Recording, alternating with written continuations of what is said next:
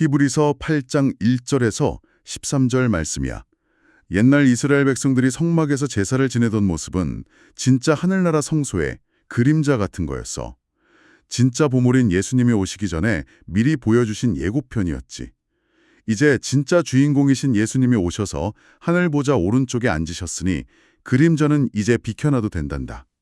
하나님은 옛날 조상들의 약속을 자꾸 어기는 것을 보시고 이제는 절대로 깨지지 않는 새 약속을 맺을 거야 라고 말씀하셨어. 옛날 약속은 딱딱한 돌판에 글씨를 새겨서 이거 지켜라 하셨지만 새 약속은 훨씬 더 놀라워. 하나님이 직접 우리 마음속과 가슴에 하나님의 법을 쓱쓱 새겨주시겠대. 이제는 누가 억지로 가르쳐주지 않아도 우리 조이가 마음속에서 하나님이 나를 이렇게 사랑하시는구나. 나도 하나님 말씀대로 살고 싶어 하는 예쁜 마음이 저절로 생기게 해주신다는 거야. 게다가 하나님은 내가 너의 잘못을 불쌍히 여기고 네가 지은 죄를 다시는 기억하지 않겠다라고 약속하셨어. 낡은 옷은 버리고 새 옷을 입는 것처럼 우리는 이제 예수님이 주신 이 눈부신 새 약속 안에서 살게 되었단다. 방금 들으신 이야기 속에서 아주 놀라운 힌트가 하나 지나갔죠. 첫 번째 언약이 거룩해 보였는데도 왜 그림자처럼 비켜나야 했는지 추적해보는 과정이 꽤 흥미로울 겁니다. 네, 맞아요. 그 옛 약속이 가고 새 약속이 왔다는 부분이요. 함께 듣고 계신 부모님들 그리고 어린이 여러분, 오늘 우리는 이 두 약속 사이에 숨겨진 엄청난 비밀의 세계로 아주 깊이 들어가 보려고 합니다. 아까 이야기에서 그 옛 성막과 제사 제도를 영화의 예고편이라고 비유했잖아요. 네. 저는 그 비유를 들으니까 확 와닿더라고요. 예고편은 진짜 영화가 개봉하기 전에 기대감을 막 잔뜩 끌어올려주잖아요. 그렇죠.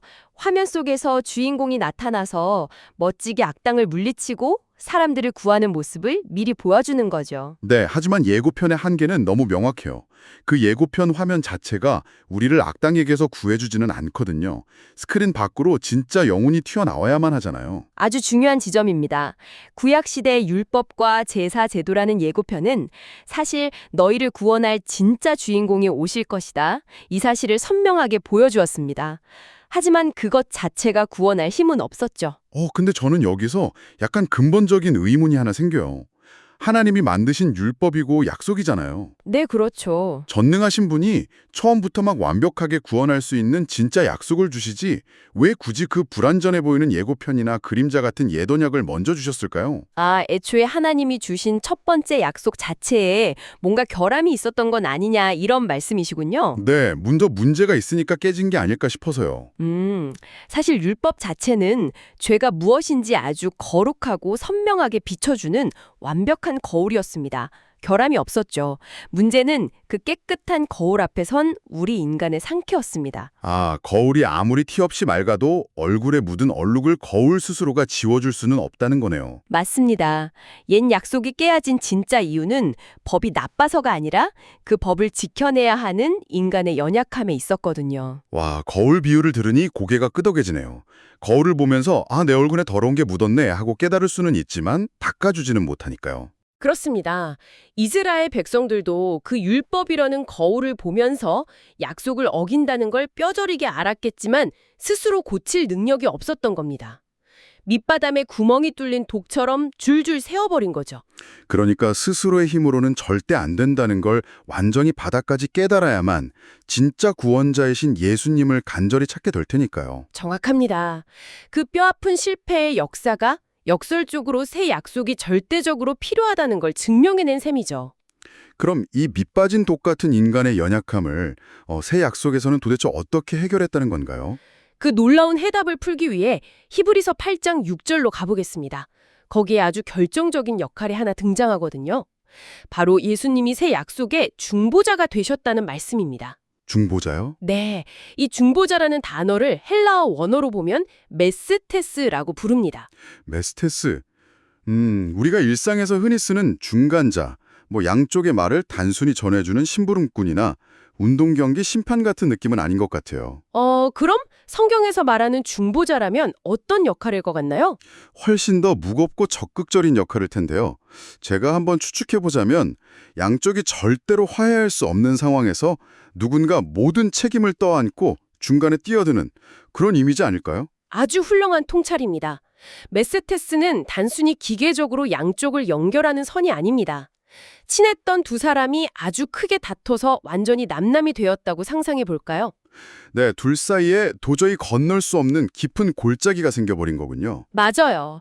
이때 누군가가 그 골짜기 한가운데로 직접 뛰어들어가서 양쪽의 손을 꽉 붙잡고 기필코 화해를 이루어내는 사람이 바로 메세테스입니다. 그런데 거룩하신 하나님과 죄가 있는 인간은 단순히 친구끼리 다툰 정도가 아니잖아요. 끝없이 깊고 무서운 낭떠러지 양 끝에 서 있는 것과 같을 텐데요. 그래서 메세테스이신 예수님이 그 무서운 낭떠러지 사이에 스스로 자기 몸을 눕혀서 십자가라는 튼튼한 다리를 놓으신 겁니다. 와, 예수님이 하나님 아빠 품으로 쏙 들어가게 해주시는 튼튼한 다리가 되어주시다니 정말 멋지네요. 한 손으로는 하나님의 손을 굳게 잡으시고 다른 한 손으로는 자꾸만 넘어지는 우리의 손을 절대 놓지 않으시는 거죠. 제가 예전에 흔들리는 구름다리를 건너다가 너무 무서워서 주저앉은 적이 있거든요. 다리가 조금만 흔들려도 심장이 덜컥 내려앉는데 예수님이 되어주신 이 다리는 인간의 행동에 따라 흔들리는 그런 다리가 아니잖아요. 절대 끊어지거나 흔들리지 않죠. 아단 예언약이 깨졌던 이유는 인간의 행위나 노력에 달려 있었기 때문이라고 했잖아요. 아, 네네. 구멍난 독처럼요. 그런데 새 언약이 영원히 안전한 이유는 단 하나. 그 다리를 양쪽에서 꽉 붙잡고 계신 분이 바로 완벽하신 예수님이기 때문입니다. 이거 정말 엄청난 안도감이 드네요. 내가 살아가다가 힘이 빠져서 손을 놓칠 것 같은 순간에도 절대로 낭떠러지로 떨어지지 않는다는 거잖아요. 맞습니다. 조건이나 감정이 아니라 예수님의 완전하심 때문에 유지되는 거니까요. 함께 듣고 계신 부모님들, 우리 아이들이 이 사실을 알게 된다면 얼마나 든든할까요? 부족한 모습 그대로 언제든 하나님 아빠 품으로 무사히 건너갈 수 있다는 그 사실 말입니다. 그런데 재미있는 건 그 든든한 다리를 건너오면 거기서부터 전혀 다른 차원의 기적이 또 하나 일어난다는 겁니다. 기적이요? 낭떠러지에서 구원받은 것만으로도 과분한데 선물이 더 있다고요? 네, 다리를 건너온 우리에게 주시는 선물이 10절에 나옵니다. 내 법을 그들의 마음속에 두고 가슴에 새겨줄 것이다. 여기서 가슴에 새겨준다는 말을 헬라어로 에피그라포라고 합니다. 에피그라포, 메스테스에 이어서 기억해야 할 단어네요. 근데 가슴에 법을 새긴다는 거 곰곰이 생각해보면 아까 말했던 옛 약속이랑 완전히 정반대네요. 모세가 받았던 건 무거운 돌판이었잖아요. 정확합니다. 돌판이라는 건 결국 밖에서 이거 해라, 저거 하면 벌 받는다 하고 명령하는 외부적인 규칙이었죠. 늘 감시당하는 기분이고 억압적으로 느껴질 수밖에 없었겠네요. 네, 법이 내 마음 밖에 있으니까요. 이거 부모님들이라면 정말 무릎을 탁 치며 공감하실 것 같아요. 솔직히 집에서 매일 돌판을 찍어내시잖아요. 방 치워라, 양치해라, 스마트폰 그만 봐라. 하하, 맞아요. 아이들 입장에서는 무서우니까 혹은 용돈 못 받을까봐 억지로 규칙을 따르기는 하지만 마음 깊은 곳에서 우러나와서 치우는 건 아니란 말이죠. 네, 바로 그거예요. 겉모습만 꾸미는 거잖아요. 하나님도 똑같았습니다. 이스라엘 백성들이 벌이 무서워서 억지로 순종하는 척하는 것을 수없이 보셨거든요. 그래서 돌판이 아니라 마음이라는 가장 부드러운 곳에 하나님의 사랑을 직접 새겨넣기로 하신 겁니다. 하나님은 정말 세심하신 분이군요. 우리 마음속에 사랑의 법을 직접 새겨주시다니요. 이거야말로 모든 부모님들의 궁극적인 꿈 아닙니까? 그렇죠.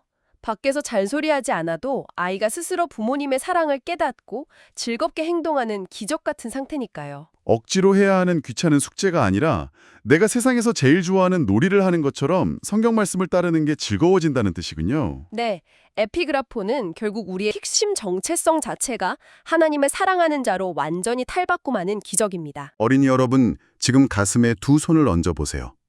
여러분의 마음속에는 무섭고 차가운 돌판이 있는 게 아니라 하나님이 직접 부드러운 펜으로 써내려간 따뜻한 편지가 들어있다는 뜻입니다. 이제 억지로 착한 척할 필요가 없죠. 그냥 내 안에 들어와 있는 그 사랑을 밖으로 흘려보내면 되는 거니까요. 와, 정말 감동적이네요. 그리고 마음의 근본이 바뀐 우리에게 새 언약은 또 하나의 충격적인 선언을 합니다. 12절을 보면 네가 지은 죄를 다시는 기억하지 않겠다 라고 말씀하시거든요. 다시는 기억하지 않겠다. 근데 하나님은 전지전능하신 분이시잖아요. 모든 걸 다 아시는 분인데 어떻게 뭔가를 잊어버리실 수가 있죠? 당연히 하나님의 지적 능력이 모자라서 깜빡하지는 게 아니죠. 이건 예수님의 피로 씻은 우리의 죄만큼은 스스로 기억장치에서 아예 삭제해버리기로 결정하셨다는 뜻입니다. 아, 영원한 삭제 버튼. 컴퓨터에서 지우고 싶은 파일을 휴지통에 넣고 비우기까지 꾹 눌러버리면 영영 복구할 수 없는 것처럼요. 완벽한 비유입니다. 사실 우리 인간의 용서라는 건 한계가 아주 명확하잖아요. 겉으로는 다 잊을게 해놓고도 나중에 다투면 어김없이 과거를 끌어오죠. 맞아요. 부부싸움이나 친구끼리 싸울 때 나오는 단골 레포토리잖아요. 너 저번에도 내 장난감 허락 없이 가져갔잖아 하면서 꽁꽁 저장해둔 걸 다시 꺼내서 무기로 쓰죠. 본능적인 방어 기제 때문에 언제든 방패로 쓰려고 남겨두는 겁니다. 하지만 하나님의 조건 없는 사랑 안에서는 한 번 삭제된 죄의 휴지통을 절대로 다시 뒤져보는 법이 없으십니다. 과거의 잘못을 불쑥 들추어내서 너 또 그랬냐고 정죄하는 일이 영원히 없다는 뜻이군요. 네, 이 완벽한 삭제의 은혜가 주어졌기 때문에 옛 언약의 그늘에서 완전히 벗어날 수 있는 겁니다. 오늘 나눈 이야기들이 머릿속에 쫙 그려지네요. 우리는 도저히 그 거룩한 기준에 닿을 수 없는 연약한 존재였고 스스로를 구원할 수 없었죠. 하지만 마침내 예수님이 무서운 낭떠러지 사이에 튼튼한 다리, 메시테스가 되어주셨고요. 우리가 그 다리를 건너갔더니 하나님은 무거운 돌판 대신에 우리 마음 깊은 곳에 사랑의 동기를 새겨주시는 에피그라포의 기적을 베풀어 주셨습니다. 뿐만 아니라 우리가 지은 모든 잘못은 하나님의 영원한 휴지통에 버려져 완벽하게 삭제되었습니다. 함께 듣고 계신 어린이 여러분, 그리고 부모님들, 어쩌면 그동안 신앙생활이 피하고 싶은 숙제처럼 느껴주셨나요? 억지로 착한 어린이가 되어야 한다는 압박감에 마음이 무거웠던 적이 있나요? 이제 그 딱딱하고 무거운 생각들을 모두 내려놓으셔도 좋습니다.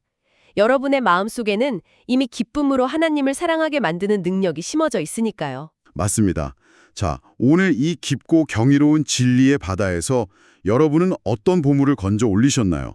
어린이 여러분, 그리고 부모님들, 여러분은 오늘 무엇을 결심했나요? 네, 각자의 마음속에 새겨진 그 아름다운 결심을 안고 이제 차분히 기도의 자리로 나아가 보겠습니다. 저와 하나님 사이를 사랑으로 이어주신 준보자 메시테스, 예수님을 보내주신 하나님 아버지, 저의 모든 잘못을 잊어주시고 제 마음속에 하나님의 사랑의 법을 직접 새겨주셔서 에피그라포, 정말 감사합니다.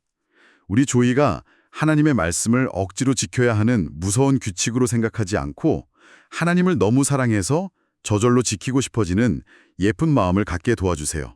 주님을 알아야 해 라고 누가 시키지 않아도 조이의 마음 깊은 곳에서부터 하나님을 뜨겁게 사랑하고 찬양하는 소리가 매일매일 울려 퍼지게 해주세요. 다시는 제 죄를 기억하지 않겠다고 하신 그 든든한 약속을 믿고 매일매일 당당하고 기쁘게 살아가는 행복한 아이가 되게 해주세요. 저의 영원한 새 약속이 되시는 예수님의 이름으로 기도합니다. 아멘. 우리 조이, 오늘은 가슴에 손을 얹고 내 마음속에는 하나님의 사랑의 편지가 적혀 있다 하고 씩씩하게 외쳐보는 기분 좋은 하루를 보내렴.